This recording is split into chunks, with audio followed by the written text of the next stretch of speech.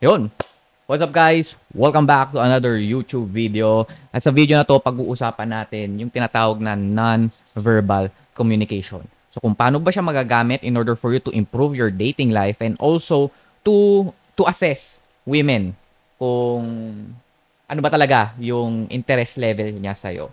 So yun, so mga bago sa channel ko, I'm Joms and I'm helping men understand the natural attraction between the masculine and the feminine. So if you want to attract the feminine, is kailangan mo maging the masculine version of yourself.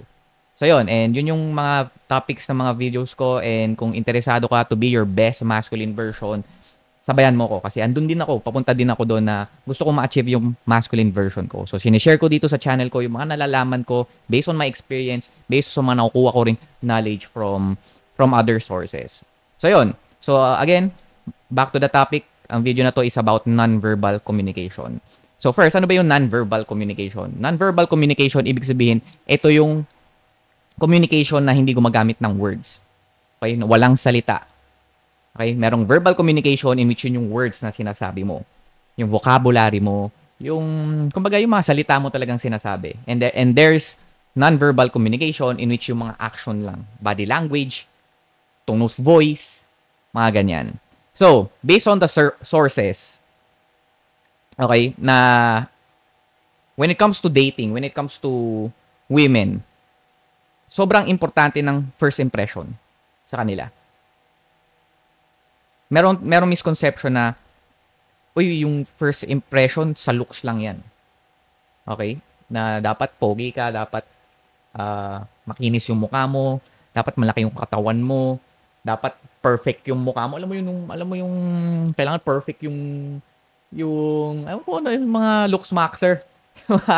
Dapat matangos yung ilong mo, dapat pantay yung mukha mo, yung mga ganun. So, however, that's the biggest misconception when it comes to first impression. Kasi sa first impression, dalawa lang yan. Okay? Based on his appearance and his body language. Okay? First impression meaning hindi pa kayo nagkakausap.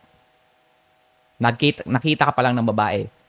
Kapag nakita ka ng babae, within the first seconds, few seconds, meron na siya agad initial impression sa'yo. And madidiktahan yon the way you present yourself and the way you move, the way you behave. Okay? And when it comes to first impression, 7% lang doon yung kung ano yung kapag nagkausap na kayo, 7% lang doon kung ano yung words na ginamit mo. Yung salitang ginamit mo. And 93% of the time, i-base niya sa'yo yung impression, yung first impression niya sa appearance and sa body language. Kasi ganoon talaga tayo mag-communicate. Okay? Almost 70% is non-verbal communication. Kasi 'di ba nung ano naman tayo, 'di ba? Kahit nakikita mo naman yan sa mga hayop, hindi naman sila nagsasalita. Ang communication nila is based on body language, on the behavior. 'Di ba? Mga hayop din naman tayo, natuto lang tayo magsalita. Kumbaga yung words is ang words ginamit lang natin yan to transfer knowledge para mas mabilis makapag-transfer ng knowledge. Kaya tayo nagkaroon ng salita. Kasi titingnan mo nung kapag kakapanganak pa lang, kaya mong mag-communicate sa baby nang hindi ka nagsasalita. Kasi hindi naman nila naiintindihan yung words na sinasabi mo. You can communicate with infants, with babies, ng body language lang, ng facial expressions lang. Kaya ka na nila maintindihan. Alam nila kapag galit ka, kukunot mo lang yung mukha mo, kukunot din yung mukha nila. Magsasad face ng ganun, tapos bigla na lang silang iiyak. Tatawa ka, tatawa din sila. So, 70% of the time, ang communication is based on your non-verbal cues. Ibig sabihin nun, yung body language mo and your behavior. So, when it comes to dating, napaka-importante ng initial impression, ng first impression. That's why it's really important na ayusin nyo yung sarili nyo. Kahit hindi kayo binayayaan. Okay? Hindi kayo binayayaan ng magandang genes sa mukha. Ng magandang face value. Ng matangkad na height. Ng makinis na mukha. Always take time to present yourself better. Make an effort to present yourself better. Kasi hindi lang babae ang mag-judge sa'yo. Lahat ng tao. merong impression. Kahit naman ikaw eh. Diba pag nasa public ka, meron ka agad laging first impressions sa mga nakikita mong tao. Kasi that's the number one signal natin eh. Yun yung pinakamabilis na way natin in order for us to search for signs, search for signals. Okay, based on the behavior ng tao. Kapag nakakasalubong mo sila, pag nakakausap mo sila, it's 7% of the time is non-verbal. So, kung hindi ka binayayaan ng magandang face value, hindi ka binayayaan ng matangkad na height, you can give effort in the way you present yourself. Hanapin mo yung magandang haircut sa'yo. Hanapin mo yung style na babagay sa'yo. Maghugas ka ng muka. Alagaan mo yung sarili mo. Mag-exercise ka. So that's yun yung sa looks. And sa behavior naman is confidence. Body language mo, dapat confident ka. Hindi ka laging nakaslouch. Pag tumitingin ka, kapag nakikipag-usap ka, you maintain eye contact, hindi ka kung saan tumitingin, hindi ka nakikipag-usap na nakaganto lang. So it shows confidence, it shows dominance. And natututunan yun, hindi yun inborn. Hindi ibig sabihin na pinanganak kang mahihain is tatanda kang mahihain. Hindi rin lahat ng confident is pinanganak na confident. Natutunan lang din namin yan. Natutunan ko lang din yan. And kayang-kaya mo rin matutunan yun. So, when it comes to dating, ito, punta na tayo sa side ng babae. So, when it comes to dating, always trust the woman's actions versus her words. Okay? Kasi, you want to judge women by what they do and not what they say. Kasi pwedeng sabihin sa'yo ng babae na ayaw ka niya pero sobrang clingy pa rin niya. Pwede rin naman sabihin sa'yo na gusto ko niya pero the way she behave when she's around you is very repelling. Pwedeng nag-yes siya, binigay niya yung number niya sa'yo pero alam mo yung ramdam mo sa tone of voice niya, sa behavior niya na ayaw niya talaga. So 70% of the time is non-verbal cues. So as much as possible, huwag niyong paniwalaan yung words na sinasabi niya. Kaya huwag kayong maniniwala sa standards na siniset ng babae na, gusto ko ng pogi, gusto ko ng matangkad, gusto ko ng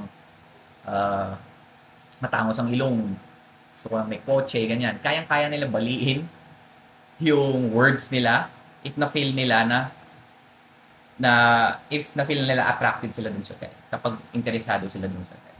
And confidence is the number one aphrodisiac sa mga babae. Yun talaga yun. If you behave confidently, if you speak confidently, yung tone of voice mo, yun, isahin natin yung tone of voice pa. Sobrang importante ng tono ng boses mo. Kasi tinan nyo mumurahin ko kayo. Sabihin ko, putang ina mo. Versus putang ina mo Ay, parang, tama ba yun? Minura lang kita. Sabi ko, putang ina mo. Ayan, diba? Yung tono ko parang very angry. Pero kung sinabi kong putang ina mo, so parang parang very happy. So di ba may distinction between the two. Pero same words lang naman yung ginamit ko. So yun din yung non-verbal communication yun, yung tone of voice mo. So yun. Next is, this is a very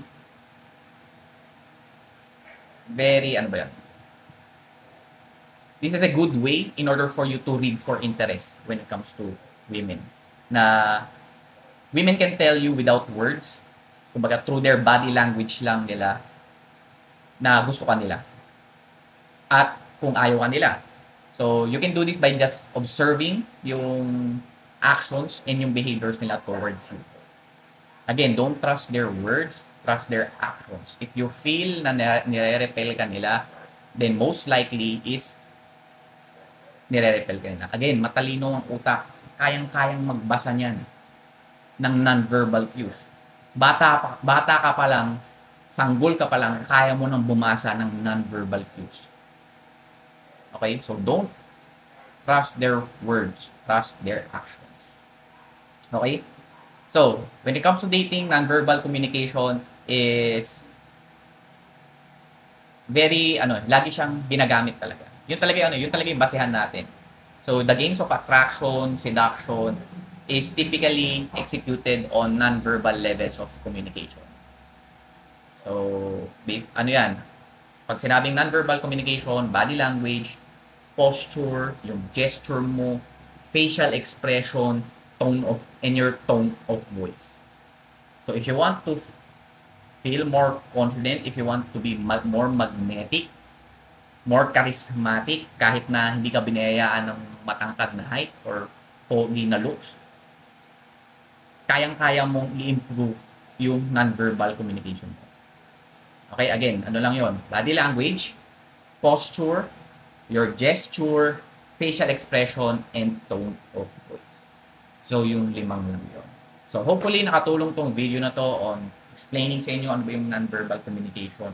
And isa yun sa way para ma-improve nyo yung sarili nyo. Again, hindi lang to, itong sinabi ko sa inyo is hindi lang sa dating nyo magagamit.